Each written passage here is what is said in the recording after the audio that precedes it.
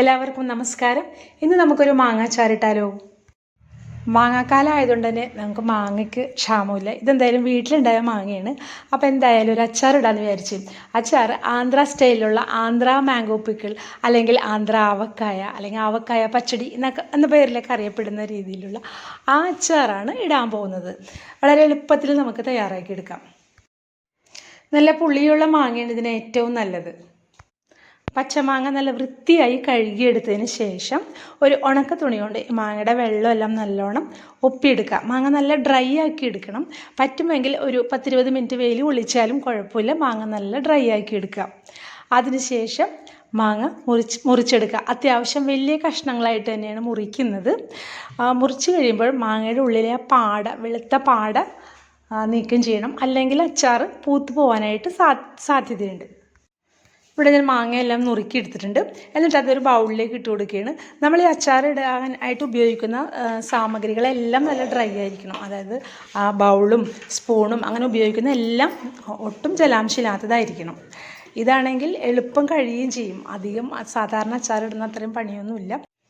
ഈ അച്ചാർ ഇടാനായിട്ട് വേണ്ടുന്നത് ഉപ്പ്, കല്ലുപ്പ് പൊടിച്ചതായിരിക്കും കേട്ടോ ഏറ്റവും നല്ലത്. ഉപ്പ്, പിന്നെ കടുകും ഉലുവയും കൂടെ ചൂടാക്കി പൊടിച്ചത്, നല്ലെണ്ണ, ആവശ്യത്തിന് മുളക് പൊടി. ഇത്രയും സാധനങ്ങളാണ് നമുക്ക് ഈ ആന്ധ്ര അച്ചാറിന് വേണ്ടത്. കടുകും ഉലുവയും കൂടെ തന്നെ ഞാൻ തലേ ദിവസം തന്നെ വറുത്ത് പൊടിച്ച് വെച്ചിരുന്നു. ഒന്നുകിൽ വെയിലത്ത് വെച്ച് ഉണക്കിയിട്ട് പൊടിക്കുക, അല്ലെങ്കിൽ ചെറുതായി ഒന്ന് ചൂടാക്കിയിട്ട് പൊടിച്ചെടുക്കാം.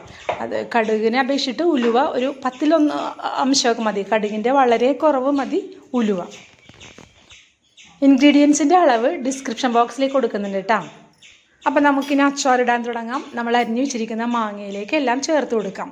അപ്പോൾ ആവശ്യത്തിന് ഉപ്പ്, പിന്നെ നമ്മൾ കടുകും ഉലുവയും കൂടി പൊടിച്ച് വെച്ചിട്ടുണ്ടല്ലോ, ആ പൊടി ചേർത്ത് കൊടുക്കാം. ആവശ്യത്തിന് മുളക് പൊടി 2 മുളക് പൊടിയും കൂടിയാണ് ഞാൻ ചേർക്കുന്നത്. കാശ്മീരി മുളക് പൊടിയും സാധാരണ മുളക് പൊടിയും കൂടി. അപ്പോൾ കാശ്മീരി മുളക് പൊടി ഇടുമ്പോൾ അച്ചാറിന് കുറച്ചൊരു കളറ് കിട്ടുമല്ലോ. പിന്നെ അതിലേക്ക് ചേർക്കുന്നത് നല്ലെണ്ണ ചൂടാക്കി ഇട്ട് അത് ചൂടാറിയതിന് ശേഷം, തണുത്തതിന് ശേഷമാണ് ഒഴിച്ചു കൊടുക്കുന്നത്. അപ്പോൾ അച്ചാറിടുന്നതിനും കുറേ മുന്നേ തന്നെ നമ്മൾ എണ്ണ ചൂടാക്കി തണുക്കാൻ വയ്ക്കുക. ഇതെല്ലാം കൂടെ യോജിപ്പിച്ച് ഒരു ഡ്രൈ സ്പൂൺ വേണമായിട്ട് ഉപയോഗിക്കാൻ. ഒട്ടും ജലാംശമില്ലാത്ത സ്പൂണോ തവിയോ ആയിരിക്കണം. അതുകൊണ്ട് അല്ലെങ്കിൽ കൈകൊണ്ട് നന്നായി ഇളക്കി യോജിപ്പിച്ച് അവിടെ വയ്ക്കുക. അതായത് ഞാനിവിടെ 2 ദിവസം ഈ പാത്രത്തിൽ തന്നെ വയ്ക്കുന്നുണ്ട്. പിറ്റേ ദിവസം ഒന്ന് നോക്കുക. അതായത് ഉപ്പൊക്കെ പോരെങ്കിൽ നമുക്ക് അറിയാൻ പറ്റും. അപ്പോൾ ഉപ്പ് പോരെങ്കിൽ കുറച്ച് ഉപ്പ് ചേർത്ത് കൊടുക്കാം. അതല്ല എണ്ണയുടെ കുറവുണ്ടെങ്കിൽ എണ്ണ ഒഴിച്ചു കൊടുക്കാം. അപ്പോൾ അങ്ങനെ 2 ദിവസം ഞാൻ അങ്ങനെ വയ്ക്കുന്നുണ്ട്.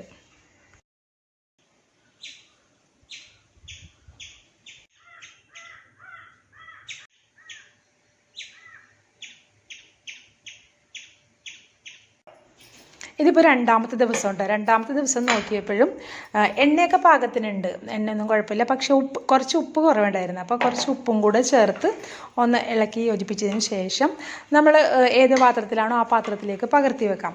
സാധാരണയായിട്ട് ചില്ലുകുപ്പിയാണ് എപ്പോഴും നല്ലത്, അല്ലെങ്കിൽ ഭരണിയും. അതിലേക്ക് അച്ചാർ പകർത്തി വെക്കാം.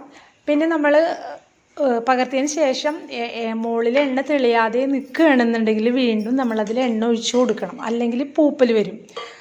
അതുപോലെ നമുക്ക് ഡെയിലി ഉപയോഗിക്കാനാണെങ്കിൽ ഒരു ചെറിയ കുപ്പിയിൽ അല്പം എടുത്ത് വയ്ക്കുക. ഇതൊരു ഏകദേശം 1 മാസം വരെയൊക്കെ പുറത്തിരുന്നാലും കുഴപ്പമുണ്ടാവില്ല. ഈ പറഞ്ഞ പോലെ എല്ലാം ഡ്രൈ ആയിരിക്കണം. അതുപോലെ മാങ്ങയുടെ ഉള്ളിലെ വെള്ളപ്പാടയൊന്നും ഇതിൽ വീഴരുത്. അങ്ങനെയാണെങ്കിൽ അത് കുഴപ്പമില്ലാതിരിക്കും. അല്ലാത്ത പക്ഷം ഫ്രിഡ്ജിൽ വെച്ച് ഉപയോഗിക്കാം. ഞാൻ ആദ്യം ഒരു വലിയ കുപ്പിയിൽ, വട്ടക്കുപ്പിയിൽ പകർത്തിയതിന് ശേഷം പിന്നെ ഒരു ചെറിയ കുപ്പിയിലും പകർത്തുന്നുണ്ട്. ആ ചെറിയ കുപ്പിയിൽ നേരത്തെ തന്നെ മാങ്ങാച്ചാറിട്ട് വെച്ചിരുന്നതാണ് കേട്ടോ. അപ്പോൾ അതാണ് അങ്ങനെ കാണുന്നത്. അപ്പോൾ പിന്നെ ഞാനത് കഴുകാനും നിന്നില്ല. അതിൽ തന്നെ ബാക്കിയുള്ളതും കൂടെ പകർത്തി വെക്കുകയാണ് ചെയ്തത്. അപ്പോൾ അത് നമുക്ക് ഡെയിലി ഉപയോഗിക്കാനായിട്ട് എടുക്കാമല്ലോ. വളരെ എളുപ്പത്തിൽ നമുക്ക് ചെയ്യാവുന്ന ഒരു അച്ചാറാണ് ഈ ആന്ധ്ര പിക്കിൾ. അത് ചെയ്യാത്തവരുണ്ടെങ്കിൽ ട്രൈ ചെയ്ത് നോക്കണം. അതുപോലെ ബിഗിനേഴ്സൊക്കെ ആണെങ്കിൽ മസ്റ്റായിട്ടും ഇതൊന്ന് ഉണ്ടാക്കി നോക്കുക. വളരെ രുചികരമായൊരു അച്ചാർ തന്നെയാണ്. നിങ്ങളുടെ അഭിപ്രായങ്ങൾ അറിയിക്കുക. വീഡിയോ ഇഷ്ടമായാൽ ലൈക്ക് ചെയ്യുക, ഷെയർ ചെയ്യുക, സബ്സ്ക്രൈബ് ചെയ്യുക. താങ്ക്